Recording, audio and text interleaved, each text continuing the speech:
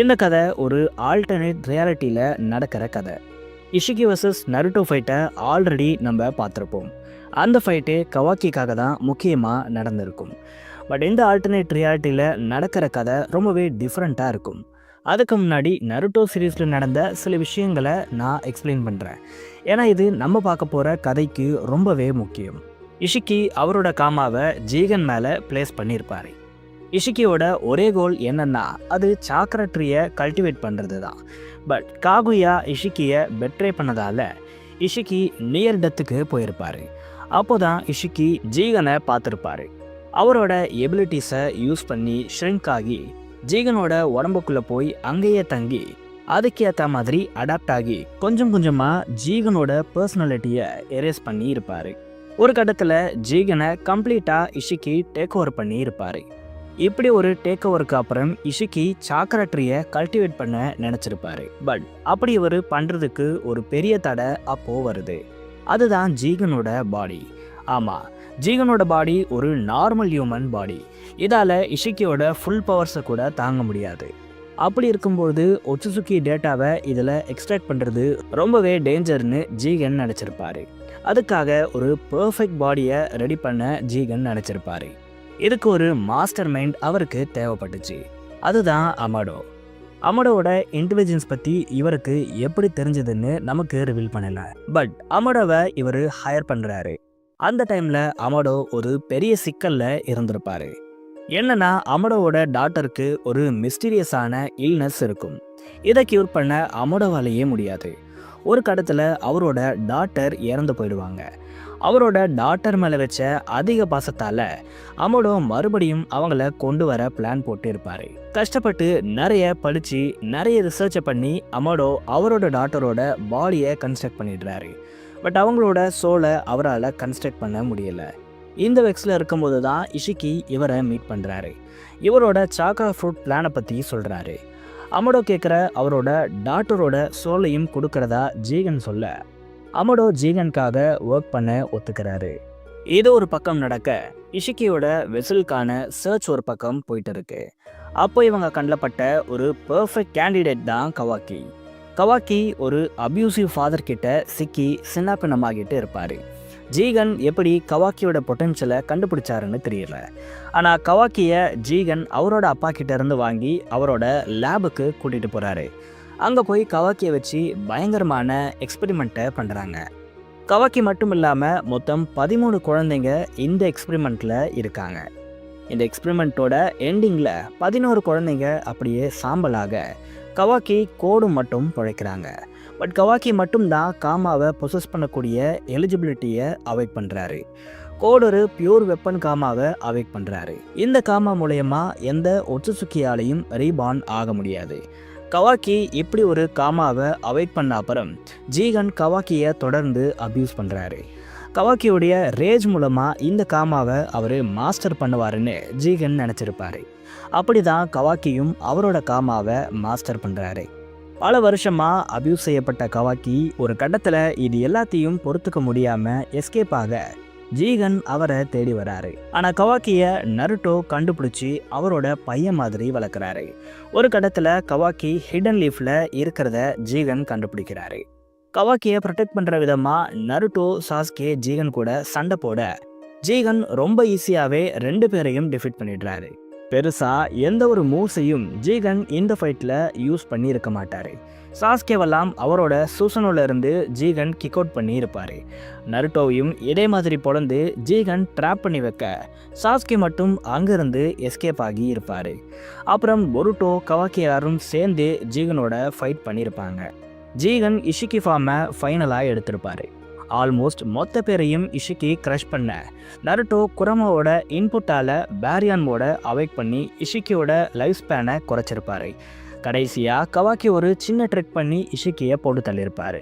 இப்போ வரைக்கும் இந்த விஷயங்கள் தான் சீரீஸில் நடந்திருக்கு. பட் இந்த டைம்லைனில் கொஞ்சம் டிஃப்ரெண்ட்டாக எல்லாமே நடக்குது. இதில் இஷிகி எடுத்த உடனே வில்லேஜ்க்கு வரலை. கொஞ்சம் டைம் எடுத்து வெயிட் பண்ணி பார்த்துட்டு யார் இந்த வில்லேஜில் பவர்ஃபுல்னுலாம் தெரிஞ்சுக்கிட்டு தான் வராரு.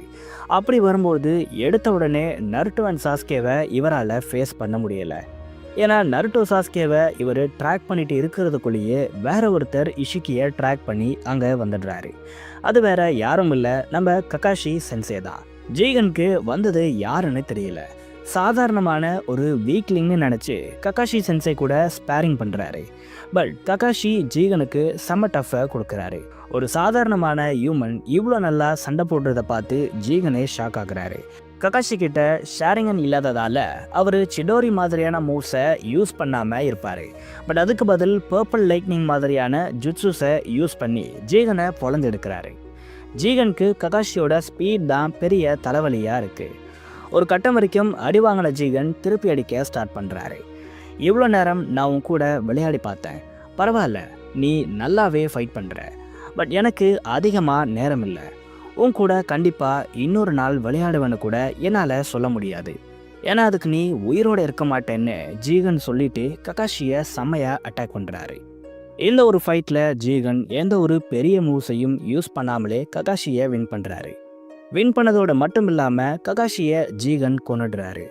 அதுவும் சாதாரணமாக இல்லை, அவரோட அயன் ராட்ஸை யூஸ் பண்ணி ககாஷி கதையை ஜீகன் முடிக்கிறாரு. ஜீகனோட லைஃப் ஸ்பேன் குறையிறத புரிஞ்சுக்கிட்டு சீக்கிரமாகவே அங்கேருந்து கிளம்புறாரு. ககாஷி அவரோட லைஃப்பில் நடந்த எல்லா ஹோல்சமான விஷயத்தையும் நினச்சி பார்த்துக்கிட்டே இருக்காரு. பெயினாக இருக்கப்போ ஆல்ரெடி அவர் இறந்து போய் மறுபடியும் வந்ததெல்லாம் நினச்சி பார்க்குறாரு. இந்த வாட்டியும் அப்படி ஒரு விஷயம் நடக்குமான்னு ககாஷி நினைக்கிறாரு. பட் அப்படி நடக்காமல் இருக்கிறதே நல்லதுன்னு நினச்சிட்டு ககாஷி அவரோட கண்ணை மூடுறாரு. காட்சிகள் மாறுது. பொருட்டோ நருட்டோவோட சேஜ் ரீஜனில் ட்ரைனிங் எடுத்துகிட்டு இருக்காரு. கமான் பொருட்டோ, உன்னால் முடியும். நீ நல்லா ஃபோக்கஸ் பண்ணா இந்த சேஜ் மோடை ரொம்ப ஈஸியாகவே நீ லேர்ன் பண்ணலாம்னு நருட்டோ சொல்லிட்டு இருக்காரு. நருட்டோக்கு ட்ரைனிங் கொடுத்த மாப்பா பொருட்டோவோட ப்ராசஸிங்கை பார்க்குறாங்க.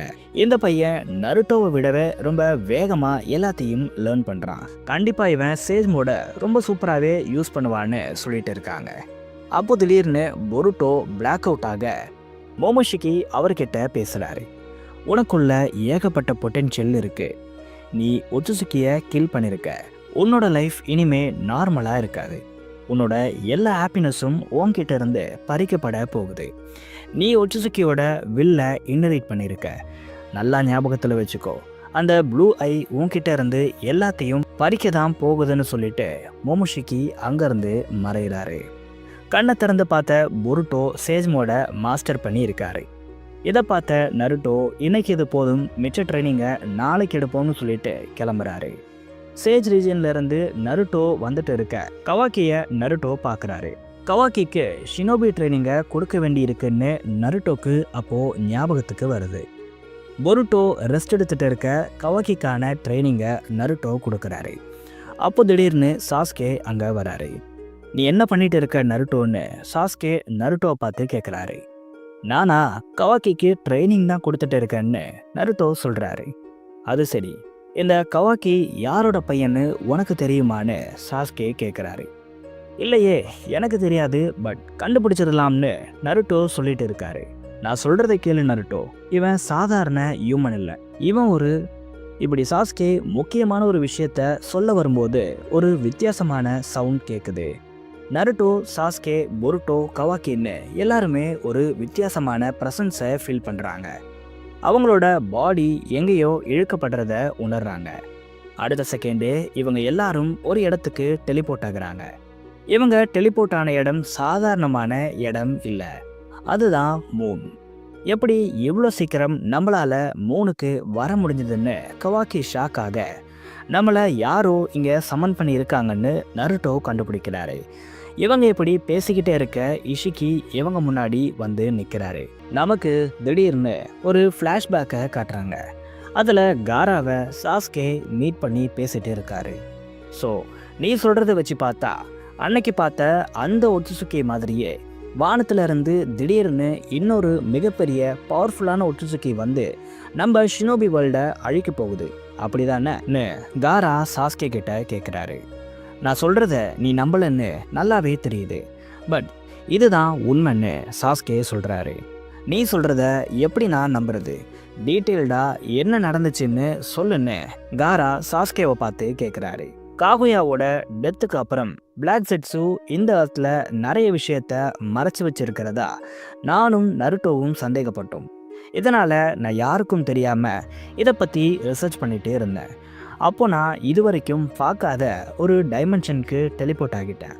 ஆனால் அது நானாக டெலிபோர்ட் ஆன மாதிரி இல்லை, என்ன யாரோ வலுக்கட்டாயமாக அங்கே சமன் பண்ண மாதிரி இருந்துச்சு. அங்கே நான் ஒரு வித்தியாசமான ஒட்சுசுக்கியை பார்த்தேன். அவன் கூட கம்பேர் பண்ணால் மோமோஷிக்கியெல்லாம் ஒன்றுமே இல்லை. அவ்வளோ பவர்ஸை என்னால் அவங்கிட்ட இருந்து ஃபீல் பண்ண முடிஞ்சுது. ஆனால் அவனை நான் அப்படியே சும்மா விடக்கூடாதுன்னு நினச்சேன். அந்த ஒட்சுசுக்கி கூட மோதி பார்த்தேன். பட் என்னோட எந்த மூவ்ஸையும் அவன் முன்னாடி என்னால் யூஸ் பண்ண முடியலை. அவனோட பவர்ஸ் அவ்வளோ கிரேட்டாக இருந்துச்சு. ஒரு கட்டத்தில் அவன்கிட்ட நான் வசமாக சிக்கிட்டேன். அவன் நினச்சிருந்தா என்னை கொன்று இருக்கலாம், பட் அவன் என்னை போக விட்டான். அதை என்னாலேயே ஃபீல் பண்ண முடிஞ்சுது. இதுதான் சரியான நேரம்னு நான் அங்கேருந்து எஸ்கேப் ஆகிட்டேன். இதெல்லாம் நான் ஏன் சொல்கிறேன்னா, அவன் ஏதோ ஒரு பிளானோட தான் என்ன அங்கேருந்து தப்பிக்க விட்டான். அது என்னவா வேணா இருக்கலாம். அதனால் பார்த்து சேஃபாக நீ வில்லேஜுக்கு போகணும்னு சொல்லிட்டு சாஸ்கே அங்கேருந்து கிளம்பிடுறாரு. சாஸ்கே போன அப்புறம் இது எல்லாத்தையும் காரா நினச்சிக்கிட்டு இருக்க திடீர்னு அவரை யாரோ கிட்னாப் பண்ணுறாங்க. ஃப்ளாஷ்பேக் முடிஞ்சு ப்ரெசன்ட் போர்ஷன்ஸை காட்டுறாங்க. உனக்கு என்ன வேணும்? எங்களோட உயிர் வேணுமா? வந்து எங்கள் கூட மோதி பாருன்னு சாஸ்கே இஷிகி கிட்ட சொல்கிறாரு. அதை வச்சு எனக்கு எந்த யூஸும் இல்லை. இன்ஃபேக்ட் எனக்கு உங்களை கொல்லணுங்கிற எண்ணமே இல்லை. அப்படி நான் உன்னை கொல்லணும்னு நினச்சிருந்தா அன்னைக்கே உன் கதையை முடிச்சிருப்பேன். பட் நான் உன்னை வேணும்னு தான் அன்னைக்கு போக விட்டேன். எனக்கு தேவையானதெல்லாம் உங்ககிட்ட இருக்கிற என்னோட வெசல் தான். அவனை என்கிட்ட கொடுத்துட்டா உங்களை உயிரோடு விட்டுடுறேன்னு இஷிகி சொல்கிறாரு. நீ யாரை கேட்குற? பொருட்டோவையான்னு நருட்டோ கேட்குறாரு. இல்லை, அந்த மோமோஷிக்கியோட வெசல் எனக்கு இப்போதைக்கு தேவைப்படாது. அவனை நான் டென்டைல்ஸ்க்கு டின்னராக கொடுக்க தான் அவன் யூஸ் ஆவான். ஆனால் எனக்கு இப்போ தேவைப்படுறது கவாக்கி தான்னு இஷிகி சொல்ல, முடியவே முடியாது. கவாக்கி என்னோட பையன், அவனை நான் யாருக்கிட்டேயும் கொடுக்க மாட்டேன்னு நருட்டோ சொல்கிறாரு. அப்போ உங்கள் சாவையும் யாராலையும் தடுக்க முடியாதுன்னு இஷிகி சொல்லிட்டு நருட்டோ அண்ட் சாஸ்கேவை செம்ம அடி அடிக்கிறாரு. இதை தடுக்க போன கவாக்கி மேலே இஷிகி பவர்ஃபுல் அட்டாக்கை போடுறாரு. கவாக்கி அங்கேயே மயங்கி விடுறாரு. நருட்டோ அவரோட குராமா சக்கரமோட ஆக்டிவேட் பண்ணிட்டு இஷிக்கியை போட்டு செம்ம அடி அடிக்கிறாரு. ஆனால் இஷிகி அது எல்லாத்தையும் பிளாக் பண்ணிடுறாரு. ஒரு கட்டத்தில் நருட்டோவால் இஷிக்கியை சமாளிக்க முடியாமல் போகுது. அப்போ சாஸ்கே உள்ளே வராரு. சாஸ்கே அவரால் முடிஞ்ச அளவுக்கு இஷிக்கி கூட ஃபைட் பண்ணுறாரு. ஆனால் சாஸ்கேவும் இஷிக்கியை தடுக்க முடியாமல் கஷ்டப்படுறாரு. இந்த ஃபைட் இப்படியே போக நருட்டோ திடீர்னு பவர் அப் பண்ணிட்டு இஷிக்கியை அட்டாக் பண்ணுறாரு. பிஜுபாமா போட்டு இஷிக்கியை முடிக்க நினச்ச நருட்டோக்கு செம்ம ஷாக். ஏன்னா இஷிக்கி அதை ஈஸியாக அப்சர்வ் பண்ணிட்டாரு. இதை பார்த்து ஷாக் ஆகி நின்ன நருட்டோ மேலே இஷிக்கி அவரோட அயன் ராட்ஸை யூஸ் பண்ணுறாரு. ஆனால் நருட்டோவை காப்பாற்ற போய் சாஸ்கே அதை வாங்கிடுறாரு. சாஸ்கேவை அந்த ஒரு அட்டாக் பயங்கரமாக ஹர்ட் பண்ணிடுது. அவரால் முடிஞ்ச அளவுக்கு சாஸ்கே போராடுறாரு. பட் ஒரு கட்டத்தில் ரத்தம் கக்கி சாஸ்கே கொடூரமாக சாகிறாரு. சாஸ்கேவோட கண்ணு முன்னாடி அவரோட பியூட்டிஃபுல்லான மெமரிஸ்லாம் அப்படியே போகுது. கடைசியாக நருட்டோவை பார்த்து ஸ்மைல் பண்ணிக்கிட்டே சாஸ்கே அவரோட உயிரை விடுறாரு. இவரோட இறப்பு நருட்டோ கண்ணு முன்னாடி தான் நடக்குது. ஆனால் நருட்டோவால் எதுவுமே பண்ண முடியல. எந்த ஒரு கோவம் நருட்டோக்கு வர காட்சிகள் மாறுது. நருட்டோ மொத்த டெயில் பீஸ்டையும் சமன் பண்ணுறாரு. மொத்த டெயில் பீஸ்டோட சாக்ராவையும் யூஸ் பண்ணி அவரோட ஃபுல் பவர்ஸை இஷிகிக்கு அகெயின்ஸ்டாக யூஸ் பண்ண நினைக்கிறாரு. பட் நருட்டோ டெயில் பீஸ்டோட பேசிட்டு இருக்கும்போது ஆகரமோ அங்கே அப்பியர் ஆகிறாரு. நருட்டோ, நீ பண்ணுறது சரிதானு நினைக்கிறியா? ரிவெஞ்ச் எப்போவுமே பீஸை கொடுக்காது. நம்மளோட பவர்ஸ் வீக் பீப்புள்ஸை ப்ரொடெக்ட் பண்ணதான்னு நிறைய விஷயத்த சொன்னியே. உலகத்துக்கு வயலன்ஸ் இல்லாமலே பீஸை கொண்டு வந்தியே. ஆனால் இப்போ நீயே பவர்ஸை தேடி போறியே, இது சரிதானான்னு ஆகரோமோ நருட்டோ பார்த்து கேட்குறாரு. கரெக்ட் தான் ஆகரோமோ, ஆனால் எல்லா டைமும் நம்ம எதிர்பார்க்கறது நடக்கிறது இல்லை. இந்த முறை பீஸை கொண்டு வரணும்னா அதுக்கு ரிவெஞ்ச் வேணும், பவர்ஸும் வேணும். ஒரு சேஞ்சை நான் கொண்டு வந்தே ஆகணும்னு நருட்டோ சொல்கிறாரு. சரி, நீ சொல்கிற மாதிரியே செய், ஆனால் இதுக்கான பின்விளைவுகளை நீ தான் ஃபேஸ் பண்ணணும்னு ஆகுரோமோ சொல்லிட்டு நருட்டோ கேட்ட பவர்ஸை கொடுக்குறாரு. இந்த பவர்ஸை அவாய்ட் பண்ண நருட்டோ செம்ம ஸ்ட்ராங்காக மாறிடுறாரு. இவரோட அப்பியரன்ஸில் பெருசாக எந்த சேஞ்சஸும் இல்லைனாலும் இவர் இந்த முறை இஷிகியை போட்டு பொழக்கிறாரு. இஷிகியை ஓவர் பவர் பண்ணி ஆல்மோஸ்ட் அவரை வின் பண்ணுற ஸ்டேஜுக்கு நருட்டோ போகிறாரு. ஆனால் இஷிகி அவ்வளோ அடி வாங்கியும் அசால்ட்டாக எழுந்து வராரு. அப்போதான் இஷிகி இவ்வளோ நேரமும் அவரோட ஃபுல் பவர்ஸை யூஸ் பண்ணாமல் நருட்டோ சாஸ்கே கூட விளையாடிட்டு இருக்காருன்னு ரிவீல் பண்ணுறாங்க. முதல் முறையாக இஷிகி அவரோட ஃபுல் பவர்ஸை ஆக்டிவேட் பண்ணுறாரு. நருட்டோவை நோக்கி போகிறாரு. இஷிகி இப்போது நருட்டோவை செம்ம அடி அடிக்கிறாரு. நருட்டோவும் சும்மா இல்லை, எல்லா டெய்ல்பீஸ்டோட சாக்ராவையும் யூஸ் பண்ணி டிஃப்ரெண்ட்டான ரசிங்கன்னை ஜீகனுக்கு அகைன்ஸ்டாக யூஸ் பண்ணுறாரு. ஏகப்பட்ட பிஜு பாம்ஸையும் யூஸ் பண்ணுறாரு. ஆனால் இதால் எந்த யூஸும் இல்லை. ஏன்னா இஷிகியால் எல்லா நெஞ்சிட்ஸையும் அப்சர்வ் பண்ண முடியும். இஷிகியோட டைமும் ரொம்பவே கம்மியாக இருக்குது. சீக்கிரமாக அவரோட வெஸ்ஸலை அடையணும். அப்படி இல்லைன்னா இஷிகி இறந்து போயிடுவார். பட் நருட்டோ இஷிகியை கவாக்கி கிட்ட கூட விடலை. தொடர்ந்து இஷிகி கூட சண்டை போட்டுகிட்டே இருக்காரு. ஒரு கட்டத்தில் நருட்டோவோட அட்டாக்ஸ் வீக்காக ஸ்டார்ட் ஆகுது. ஏன்னா எல்லா டெய்ல்பீஸ்டும் இவருக்கு ஒரு போர்ஷன் ஆஃப் சாக்ராவை தான் கொடுத்துருக்கு. மொத்த சாக்ராவையும் இவருக்கு கொடுக்கல.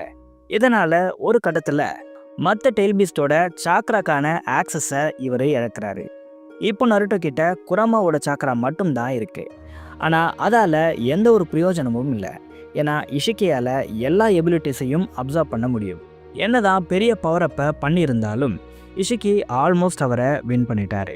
அவ்வளோதான், இவனை தோக்கடிக்கவே முடியாதுன்னு நினச்ச நருட்டோக்கு சாஸ்கே தன்னோட உயிரையே விட்டது ஞாபகத்துக்கு வருது. இல்லை, இந்த உட்சுசுகி கிட்ட நான் தோக்கக்கூடாது, சாஸ்கேவோட சாக்ரிஃபைஸை நான் வேஸ்ட் பண்ணிடக்கூடாதுன்னு நருட்டோ நினைக்கிறாரு. அப்போதான் சாஸ்கேவோட காப்ஸை நருட்டோ பார்க்குறாரு. இப்போது இதை விட்டால் வேறு வழியே இல்லை, என்னை மன்னிச்சிரு சாஸ்கேன்னு சொல்லிட்டு நருட்டோ சாஸ்கேவோட டொஜுட்ஸுவை எடுத்துக்கிறாரு. அதை அவர் உடனே பிளான்ட்டும் பண்ணிக்கிறாரு. உடனே நருட்டோவோட சாக்ரா இது வரைக்கும் இல்லாத வகையில் டிஃப்ரெண்ட்டாக ரியாக்ட் பண்ணுது. நருட்டோ வலியால் துடிக்கிறாரு. ஆனால் இந்த பெயினோட முடிவில் நருட்டோ ரொம்பவே வித்தியாசமான டொஜுட்ஸுவை அவாய்ட் பண்ணுறாரு. இதை பார்த்த இஷிகி எந்த ஒரு நிஞ்சிட்ஸுவும் எனக்கு முன்னாடி ஒர்க் ஆகாது, அது உங்களுக்கு இன்னமுமா புரியலைன்னு சொல்கிறாரு. ஆனால் நருட்டோ இது எதையுமே காதில் வாங்கிக்கல. ஒரு புது வகையான டொஜுட்ஸுவை அவாய்ட் பண்ணியிருக்காரு. அதை அவர் யூஸ் பண்ண ஸ்டார்ட் பண்ணுறாரு. இந்த டொஜுட்ஸு ஒரு கோல்டன் கலரில் இருக்கிற ஷேரிங்கன்னாக இருக்குது.